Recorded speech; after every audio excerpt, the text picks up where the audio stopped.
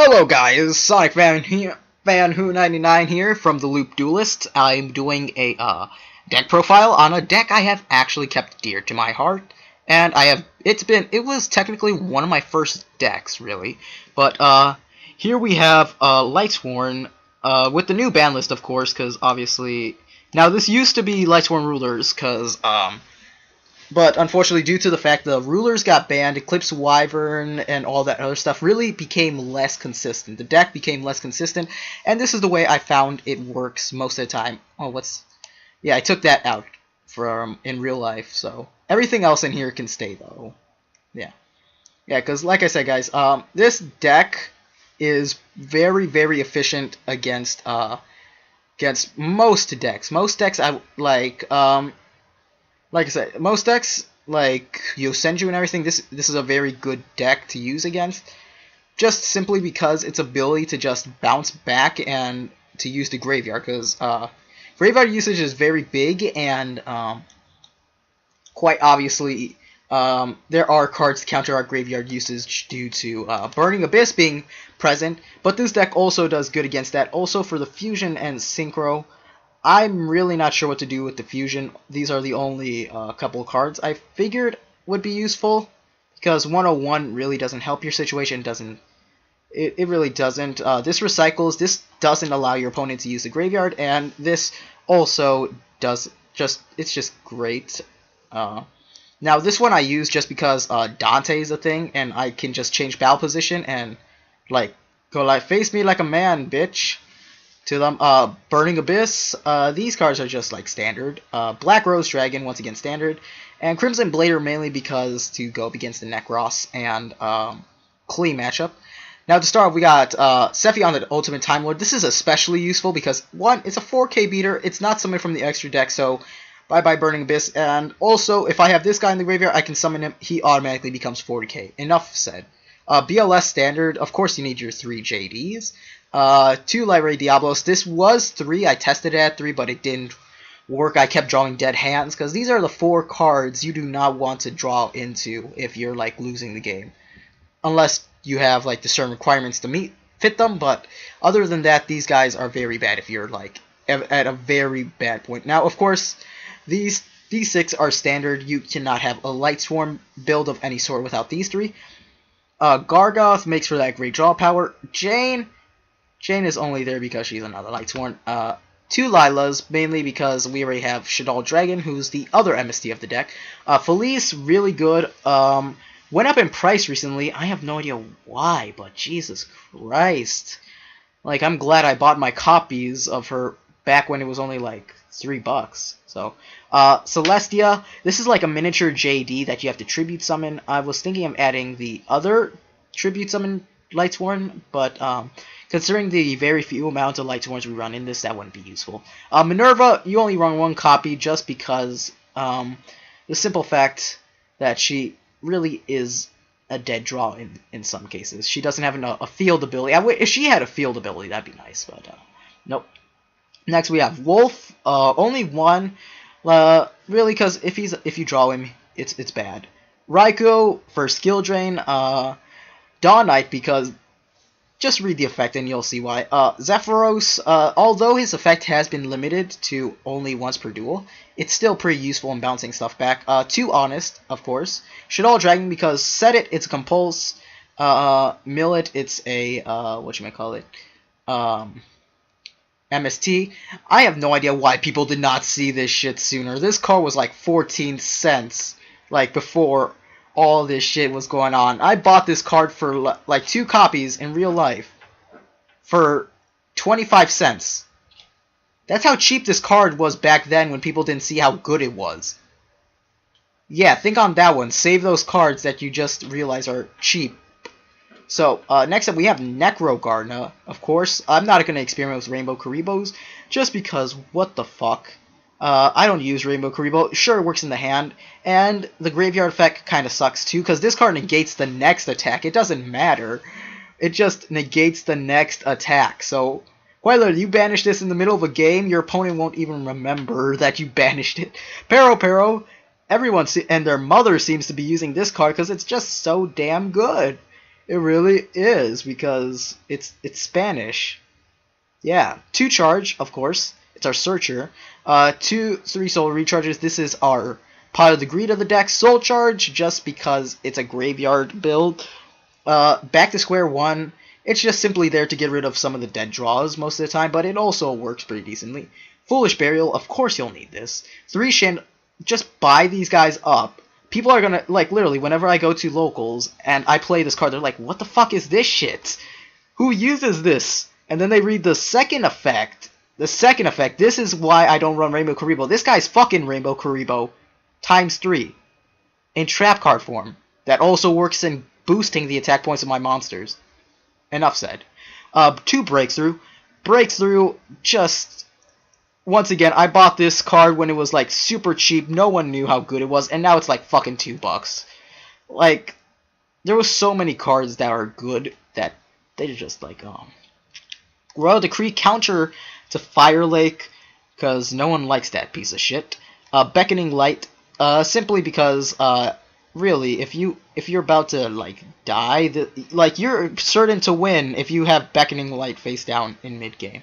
And 2 calls, obviously.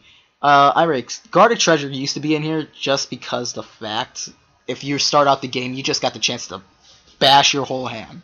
But it's a risk. It's too risky, though. It's a bit risky.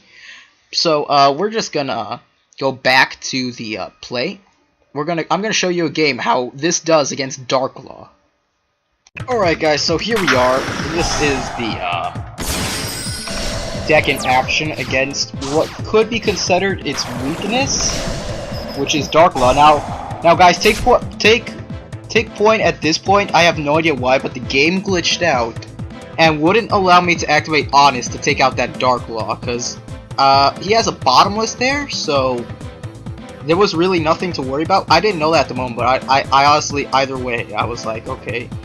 Because, really, and I don't know why, but Honest didn't activate, so, it's on pause for a second there.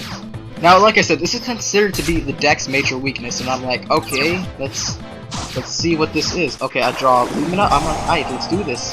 We're gonna, just leave it like that, summon Release. I obviously still do have Honest in my hand. Activate Necro Gardener from the mill, and once again, for some weird reason, Honest did not activate. For some weird reason, Honest is just, like, dull during this match. Like, Honest, it doesn't give me the option damage step Honest. I don't know why. So, I'm gonna Soul Charge these guys back. So, let me just catch you guys up. Alright, so basically what ends up happening is I managed to take out his Dark Law using, where is it? Oh wait, we're looking in the wrong spot. Using Felice over here, so we're able to use Felice. Alright? And we're able to take out his Dark Law using her special ability. Unfortunately, the cards milled do get banished, I believe. I'm not sure if they were banished, but so then I activate Soul Charge, pay 2,000, get Celestia and Minerva back to sync for Crimson Blader, and unfortunately I cannot attack, so I just leave it at that. Now he draws Mass Change too. I'm like, alright, cool, he's going for Diane. Now, at this point, guys, I think he was trying to get Diane's ability, which is when it destroys a card by battle, it can special summon another hero, so you can go to Dark Law again and finish the match, but obviously it doesn't work out in his favor. Now, I'm stuck with these cards in my hand, so I'll just I summon Honest, and I'm just going in for attacks, because at this point, hero players need way more than that at this point to actually do some damage, so I'm like, alright, let's just go all in, because even if he does get rid of Honest, he'll have to give up his back row, and, yeah, and I'll also be able to summon Lightweight, so we activate Solar, summon this guy, he activates Torrential, compulses Blackwing, back to my hand. I'm like, alright then, buddy, let's do this! So I go in for another attack, and where this match is going, he drew Rugeki, he drew that Destiny draw, and what ends up happening is, I just summon him, I go in for the attack, I'm like, alright, let's see where this is gonna go, because I haven't drawn a Lightsworn. Now he summons Zombie Master, I'm like, alright, that's only 200 points, and I activate Pero so he can't play any funny business, because it's a once per turn effect what his is, so I set down my Call of the Haunted, intending, now guys, remember, at this point, I did not know I could bring back Diablos back, so as soon as you summon him for the first time, you can just bring him back. I was actually intending to bring back Crimson Blader, Crimson Blader, so that was my original intent, but either way, it worked out in my favor because he chains Mizuki to summon back Zombie Master. I'm like, alright. So then at this point, I just bring out Raiden, Shadal Dragon, destroys Solomon. At this point, guys, it's obviously GG.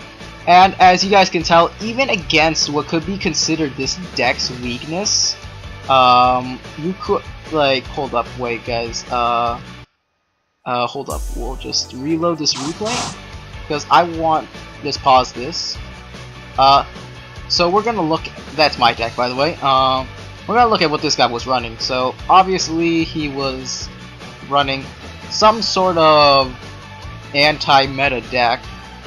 Now, like I said, it looks to be like an Underworld deck, guys. Now, his extra deck, let's see what was up in there. We got Labarble Shang, we got Castiel, we got ourselves.